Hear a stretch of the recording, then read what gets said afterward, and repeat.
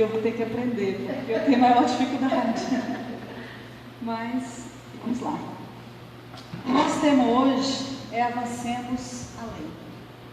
E essa é uma lição do Fonte Viva que a Fátima, por muito tempo, vem me chamando para fazer esse tema aqui. E nós vamos juntos ler um pedacinho a pedacinho. É a lição 83 do livro Fonte Viva, que é um livro assim, de cabeceira para a gente. Dá para a gente todo dia fazer uma leitura, ou então no culto, porque ele realmente nos traz muitos ensinamentos. E esse livro foi psicografado por Chico Xavier e Emmanuel. O primeiro parágrafo diz assim: aceitar o poder de Jesus, guardar certeza da própria ressurreição além da morte, reconfortar-se ante os benefícios da crença, constitui fase rudimentar no aprendizado do Evangelho. Para que nós possamos aprender o Evangelho, não tem como fugir disso, aceitar o poder de Jesus. Porque nós muitas vezes somos renitentes nisso, nós temos dificuldade. Se a gente for refletir aqui agora sobre as passagens do Cristo, por certo, alguns vão lembrar e outros, nossa, mas eu nunca vi essa passagem de Jesus. Então a primeira coisa é nós criarmos uma intimidade com Jesus. Porque foi Jesus que veio nos trazendo toda uma lição para a nossa liberdade, nos ensinando um roteiro para a libertação. Chega depois a doutrina espírita, por ele já falada, e ela chega para nos dar o quê? Os caminhos. Há vários caminhos para chegarmos até o Pai. Mas como que a gente pode conhecer Jesus? Lendo a Bíblia. Mas lendo desarmado. Porque muitas vezes quando vamos estudar Jesus, a pessoa fala assim, mas isso não aconteceu. Eu acho que nos cabe de tudo tirarmos aquilo que a nossa evolução, o nosso momento amoroso, aquilo que nos faz parar, refletir e crescer. Se somos cristãos, temos que conhecer este homem. Temos que conhecer o Cristo. E só iremos conhecer o Cristo se realmente começarmos a conhecer a sua ter intimidade com Ele, conhecer os seus ensinamentos e praticar. Segundo parágrafo: praticar as lições recebidas, afeiçoando a elas nossas experiências pessoais de cada dia, representa um curso vivo e santificante. Então não tem como, conhecendo Cristo, nós deixarmos de praticar as lições que Ele nos deixou. E qual a primeira lição? Amor. Amor. Amar o próximo como a si mesmo é uma das mais importantes. E para entender isso, a gente só completa com a doutrina espírita. Porque quando a gente fala quem é o próximo mais próximo? Família. E família, esses dias eu recebi uma mensagem que é prato difícil da gente ingerir. Mas se nós entendermos, tivermos primeiro o conhecimento do Cristo e conhecer a nossa doutrina espírita, a doutrina que nós professamos, fica tudo mais fácil. Porque o que a doutrina nos ensina? Que nós estamos imersos em nossas próprias emanações. E que chega até nós espíritos que sintonizam conosco. E que chega até nós espíritos que têm o que colher em nós. E chega até nós espíritos que nós temos a obrigação de amparar, ou por débito, ou obrigação amorosa. Então esses espíritos chegam onde? Primeiro na família, na sociedade, no trabalho e mais, nos governantes. Esse é que é uma delícia de se perceber. Porque nós só vamos avançar além do comum, nós só vamos avançar para alcançar o ponto da nossa evolução por nós projetada no plano espiritual, se nós compreendermos que não estamos lá no poder, porque somos muitas vezes covardes, porque temos medo do poder. Quem já roubou aqui? Quem nunca, só eu e a Fátima, né? Quem nunca levou uma caneta do trabalho? É verdade. Um poderzinho desse tamanhozinho na carteira assinada, nós levamos uma só? Quem nunca tirou cópia no trabalho? Todos os dias.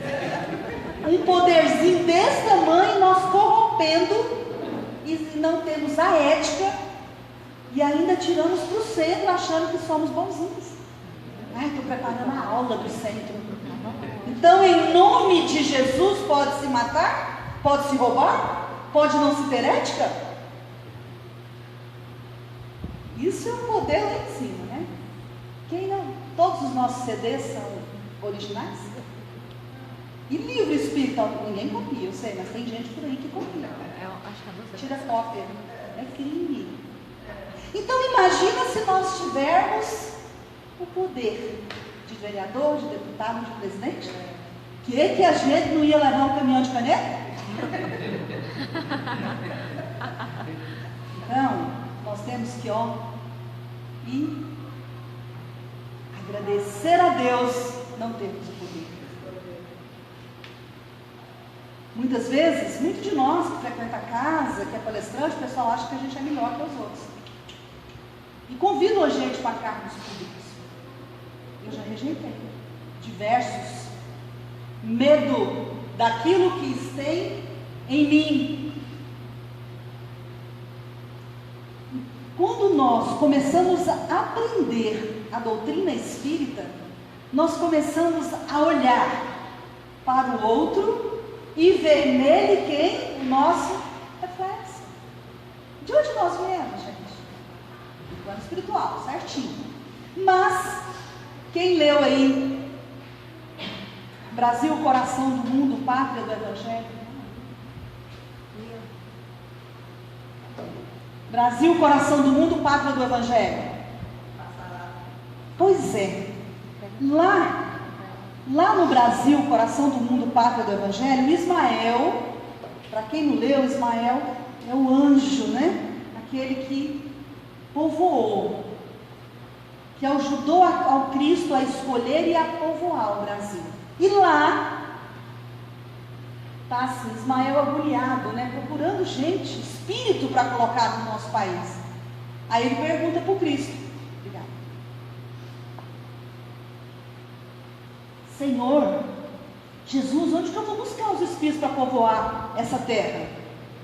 Adivinha o que Jesus falou? Nossa, para a Seara, para o grupo espírita de regeneração, naqueles planetas de luz. Sabe o que Jesus falou para Ismael? Sabe aqueles lugares lá, que tá aqueles trevosos lá? Aquele povo lá terrível, doidinho para ter uma chance de reencarnar? Bota eles lá para eles aprenderem. Somos nós, meus amados. Olha que bênção. Se nós lermos e entender, a gente não vai ficar chateado, não. Nós vamos ver, não, nós estamos evoluindo. Nós já não matamos mais os velhos. Nós já não vendemos, tiramos dos braços das mães as crianças e vendemos. Nós já pagamos os nossos funcionários agora. Já até assinamos carteiras. Então nós estamos em evolução. Mas para avançarmos mais ainda, nós temos que entender a formação dos nossos lares. Entender que... Entender que a abençoada lei de amor e justiça, que é a reencarnação, nos proporciona quitar débito com os mesmos adversários de ontem, vivendo hoje conosco sob o mesmo teto na condição de pais, mães, filhos, irmãos, sogras e cunhados, espíritos afins e adversários. Olha que oportunidade maravilhosa. Por isso que a gente tem tanta dificuldade de conviver. E o mundo fala o que pra gente? Que tem que amar mãe e pai, que tem que amar irmão. Deus não pediu isso para nós. Ele pediu que nós tivéssemos honra. Honrai pai e mãe. Então, quando nós não sentimos o amor que o mundo fala, mas se nós temos o conhecimento que a doutrina nos consola, nós vamos entender. E aí é que a gente vai servir mais a esse ente querido que temos dificuldade. Se eu tenho dificuldade com sogra, com a tia ou com a cunhada, e sogra quase ninguém tem, mas se eu tenho alguma dificuldade, eu conheço alguém que tem, ação e reação para a pessoa ler, livro dos Espíritos, para entender onde é formado os parentescos. E aí a gente pode perceber o que? Numa encarnação, nós vimos essa história de libertação parecida, numa encarnação eu posso ter como esposo Joaquim, por exemplo, e uma outra mulher vem, toma o meu marido e separa, e leva ele de mim. Tem mulher que faz abater na mulher, né? Sendo que o compromisso é com o marido.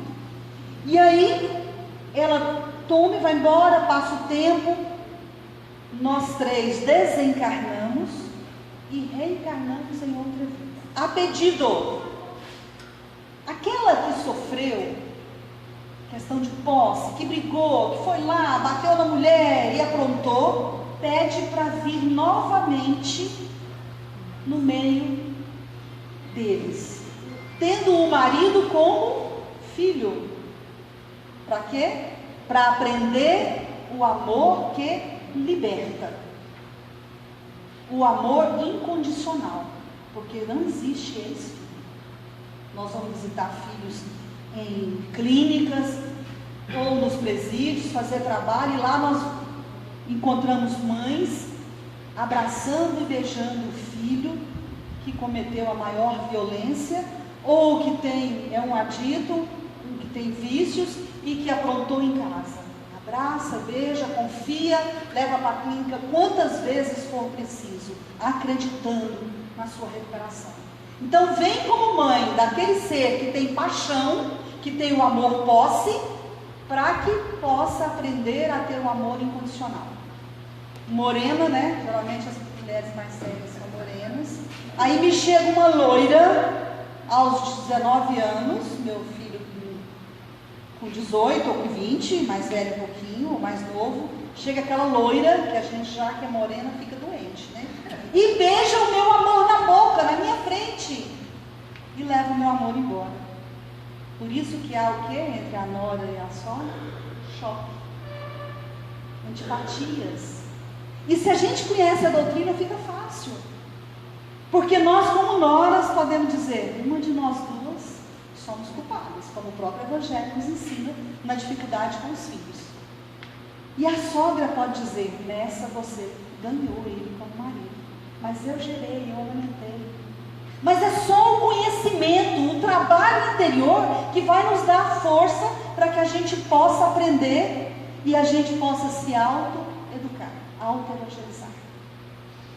É importante a leitura para isso. Por isso que reencarnamos no meio de pessoas que temos dificuldade de conviver. E por isso amamos um filho mais que o outro. Tem mães que sofrem, nos falam, mas como, Tarsila, eu posso amar fulano mais que o outro? É só ler a doutrina. Um foi meu amor, o outro foi quem me traiu, me machucou, e está comigo para que eu possa aprender a perdoar. Então eu vou servir, vou amar, vou alimentar, mas eu posso gostar mais do outro. Eu posso ter afinidade normal. Tem gente que gosta de jiló, eu de chocolate. Então nós temos afinidades diferentes. E o que nós temos que perceber é que nós estamos imersos energeticamente conforme as nossas emanações. A partir do momento em que eu lembro tudo que eu aprendi na doutrina e aprendi com Cristo e acredito, eu começo a me pacificar. Me pacificando, eu entro sempre em oração, e entrando em oração eu entro em contato com o Pai. Nós temos aqui alguém que vive fazendo poesia. Imagina, após tantos anos de desordem mental, um ser começa de repente a poetar. Claro que ele está acessando uma corrente que nós não damos conta de acessar. Mas para isso são anos de trabalho. E olha que coisa interessante, as pessoas para terem a capacidade de acessar, não precisam ser santas, nem melhores do que nós. Precisa ter tido humildade para cumprir uma obrigação terrível, que ficar digitando coisa boa. Ficar digitando coisa boa dos outros. Poesia, livro, falando de amor. Então, de tanto que ele digitou, que ele ouviu, que ele leu, que ele corrigiu, o que aconteceu? Os plugs lá da força divina, da energia divina que existe em todos nós, ressaltou. Foi tirando as arestas, foi passando ali, tem aqueles tratores arando, né, o chão, foi arando o seu interior e deixando florescer a semente que há em todos nós. Por isso a importância do estudo, por isso a importância da prece, por isso a importância da gente trabalhar como cristão e como trabalhador espírita, porque é a única forma. Um amigo me ligou há poucos dias, chama Colemar, eu falei para ele que eu ia um dia falar isso. Ele cria um neto, filho, e o menino começou a dar problema, ele, um trabalhador, um grande trabalhador da casa, e começou desconfiando que era droga, aquela coisa. Um dia ele saiu do banheiro e falou: gente, eu vou bater, eu nunca bati, mas eu vou bater. Aliás, eu já bati, nunca bati, foi de cinto, eu vou bater. Quando ele chegou no corredor, ele escutou a mulher dele falando assim, um homem de bem. Ela estava no banheiro lendo o Evangelho. E ele chegou para o neto, filho, né, para o menino dele, que ele cria, o neto dele, e disse: olha, você vai copiar durante 7 dias o homem de bem. O capítulo inteiro. E todos os dias, quando eu chegar no trabalho, eu vou te perguntar o que você entendeu naquele dia. E eu quero a cópia. E esse menino copiou 7 dias. E ele falou: vô, eu experimentei maconha e nunca mais quero, porque eu vou me tornar pelo menos parte desse homem de bem. Então, a repetição, a leitura, mesmo que você não entenda, vai lendo, vai repetindo, vai conversando com Jesus, com Nossa Senhora, com quem você tenha mais facilidade para abrir esse caminho para você alcançar. De repente, naturalmente, aquilo que poderia e que às vezes no início é uma obrigação, passa a ser normal. Tenho certeza de que quem faz poesia no início ficava ali contando, de repente começa a ser normal. E isso por quê? Porque nós começamos a entender, a entender. E para que nós possamos entender e conseguir acessar os ensinamentos, entender a família, entender a sociedade, entender chefe, entender amigos do centro espírita, porque quando a gente chega aqui, todos nós ficamos mais leves, né? Mas se a gente for numa reunião de evento do centro, gente, é uma bênção.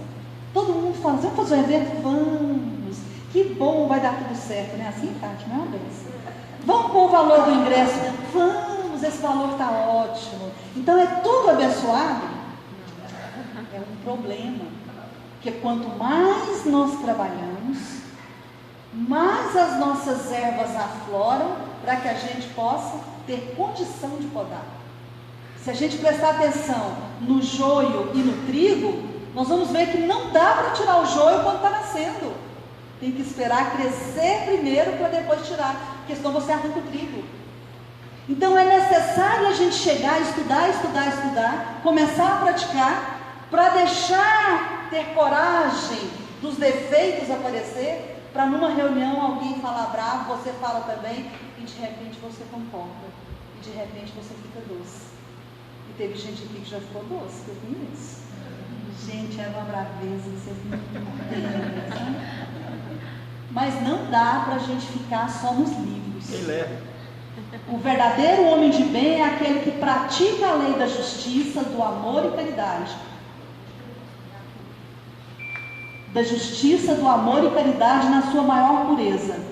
Então, o homem de bem é aquele que tenta praticar os ensinamentos, mas não dá para só ler. Ler não dá.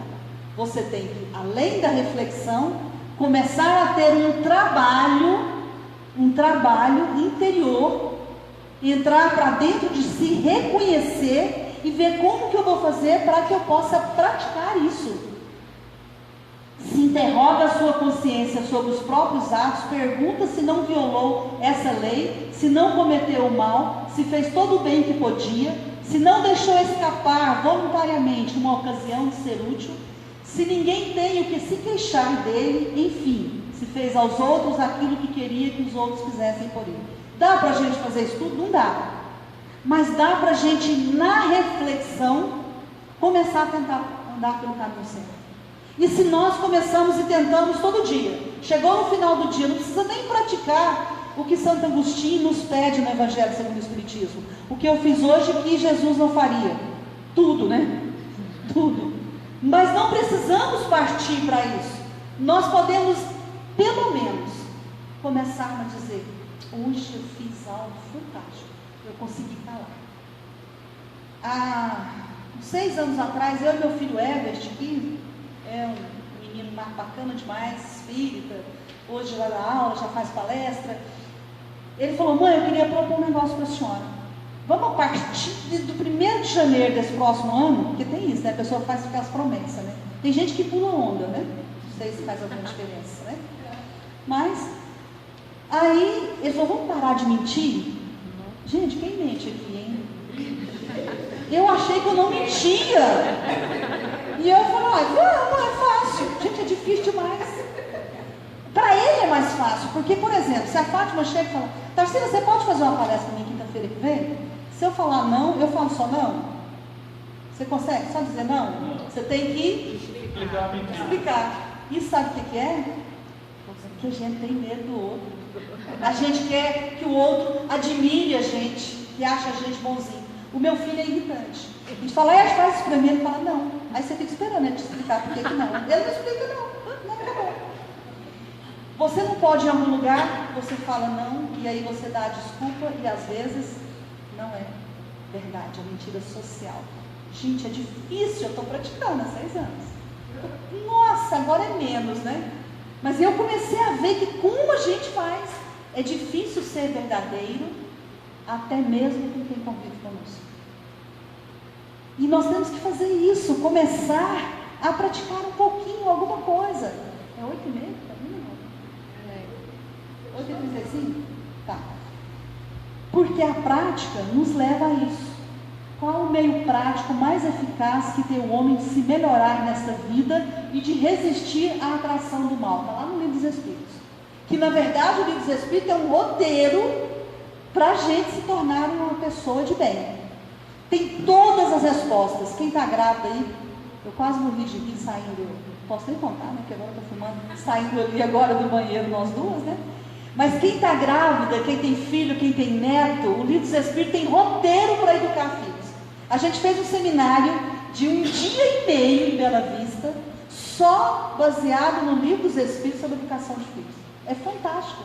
Tem roteiro para envelhecer, para aceitar os cabelos brancos, para ser feliz depois dos 60, dos 70, dos 80. Então é fantástico o Livro dos Espíritos. E nos ensina um meio eficaz para que a gente possa resistir à atração do mal, porque não é fácil. Se você chega numa roda de amigos, numa festa de família, aí te oferece uma bebida, você fala: não bebo. Ou então, eu passei uns anos sem comer carne. Gente, não tem coisa mais difícil. Você fala: não, obrigada. O que você quer comer? Não, nada, eu estou satisfeita. Não, um franguinho, não, obrigada. Ah, o que eu tenho aqui? Ah, eu tenho um queijo recheado com linguiça. Não, obrigada. Se é churrasco, então, é melhor você não ir, porque você começa a incomodar o outro. Aí a gente tem que aprender uma tática de pegar a carne e ser mentirosa. Olha como é difícil. Pegar a carne e ficar ali mexendo, sabe? Fingindo que está comendo. Então é muito complicado resistir às atrações. Vocês acham fácil resistir ao WhatsApp? É tranquilo, né? A gente pode ficar 10 dias sem WhatsApp. Gente, aquilo ali é um trem esquisito.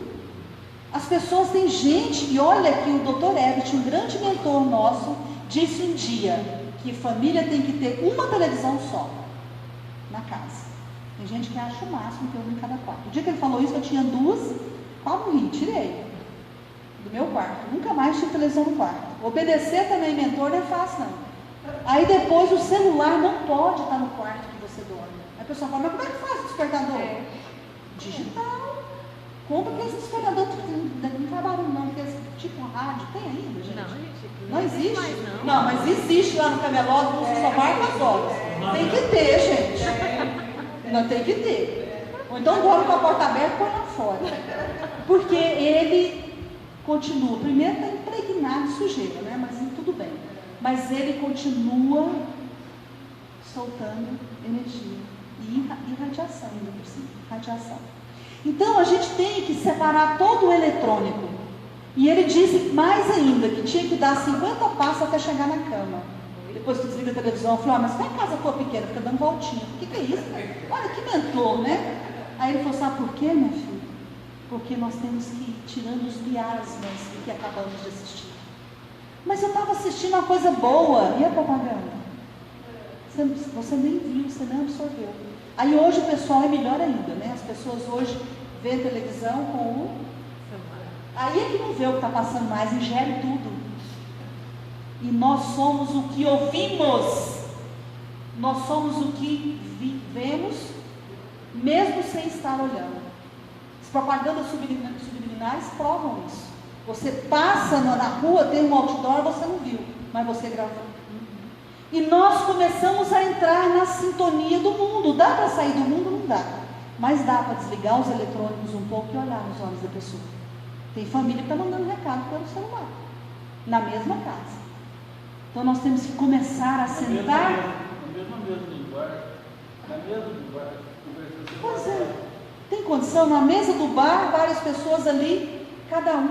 Eu não dá para contar, tive uma experiência no Bougainville que eu fiquei boba de ver. Estava jantando com a minha família, chegou a família para jantar, não vou contar detalhes porque não dá tempo mesmo. E todo mundo com o celular, menos a mãe. E eu vi aquela senhora meio assim, olhando, olhava para uma, olhava para outra, eles lá tudo assim.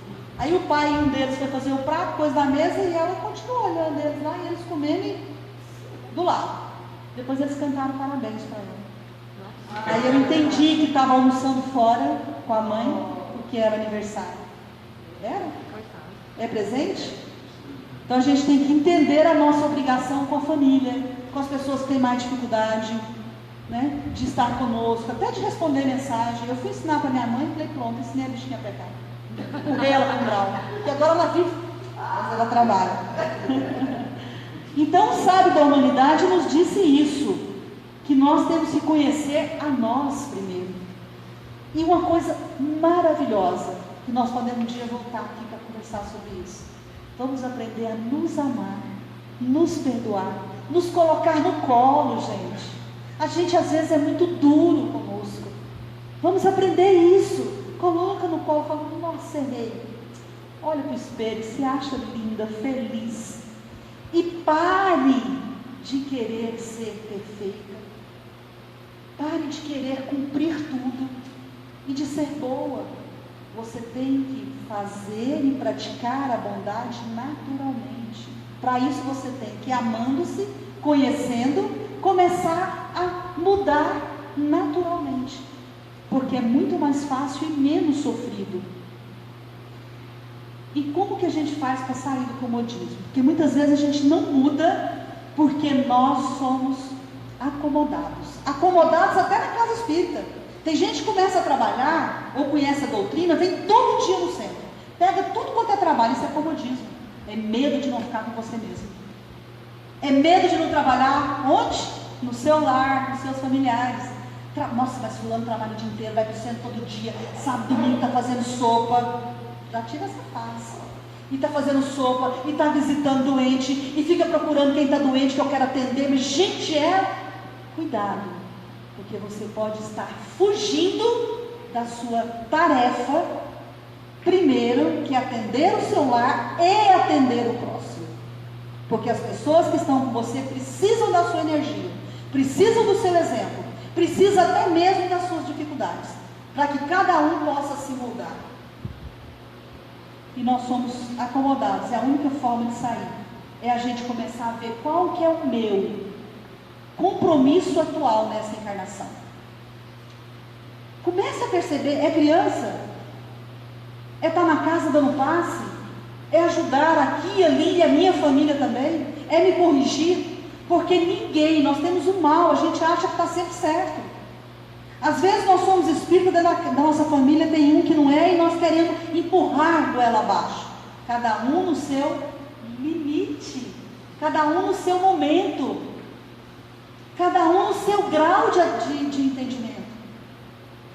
Lembra do Cristo? O que Cristo fez com Judas?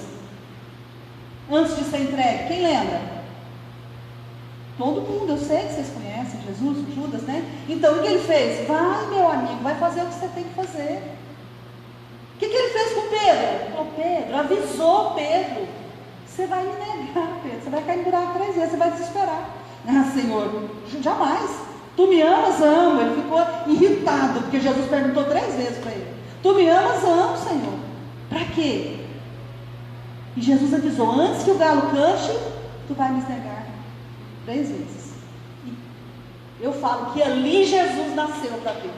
Porque Jesus nasceu em épocas diferentes para cada um de nós. Às vezes é na dor, às vezes é numa grande alegria, que você fica ali extasiado, ou numa grande dor, você desespera, ajoelha e fala Jesus, aí você sente o Cristo. E quando ele negou, que escutou o galo cantar, nunca mais, além de não negar, ele serviu até morrer crucificado de cabeça para baixo, como diz a história. Então, nós temos que entender isso, e entender que Jesus foi capaz de perdoar Pedro e Judas antes do acontecimento. Porque ele não via em Judas um traidor. E o que acontece em Goiás, em muitos locais aí, na Semana Santa? Até hoje o povo malha o Judas, tem lógica? Com raiva, e ele já veio, já virou um tiçãozinho, foi queimado, traído pelo melhor amigo, como Joana d'Arc. E até hoje tem pessoas que ainda malham e se sentem felizes. Ainda chama quem é de traidor Judas. Jesus viu o potencial de luz que existia dentro dele e o potencial de luz que existe dentro de cada um de nós. Nós temos a essência divina aqui, capaz de fazer o que o Cristo nos diz. Vós sois luzes e vós podeis fazer mais do que eu. Deixa eu acelerar aqui, porque eu sei que... Aí nós temos que identificar através do autoconhecimento os sentimentos, aceitar com humildade.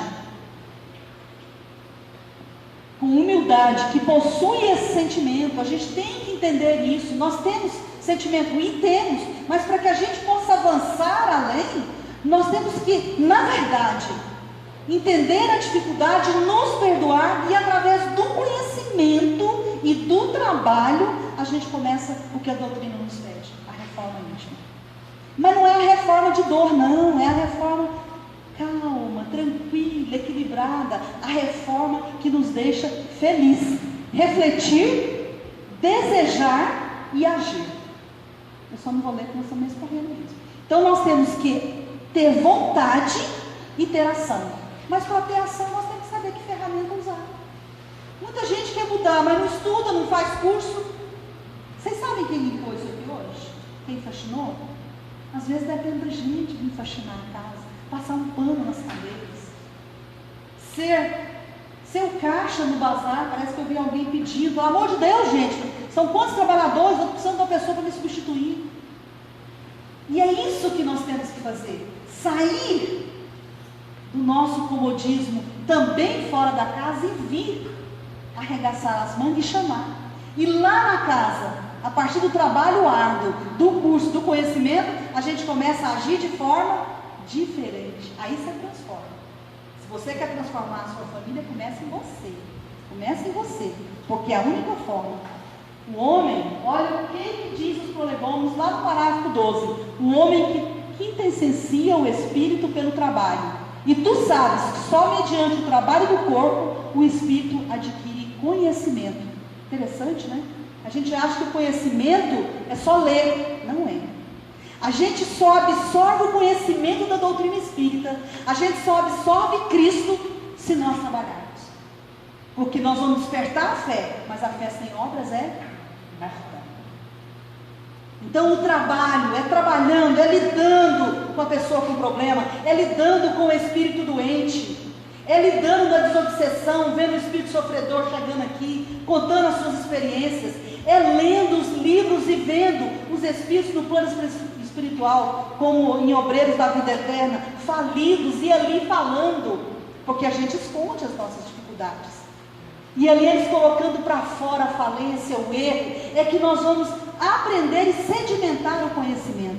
E a única forma de que a fé possa realmente ser fé, me chegou na hora que eu estava lendo e preparando essa palestra, chegou esse poema do S. Capelli para mim. A fé, para mim não, o Adalberto mandou para mim, né?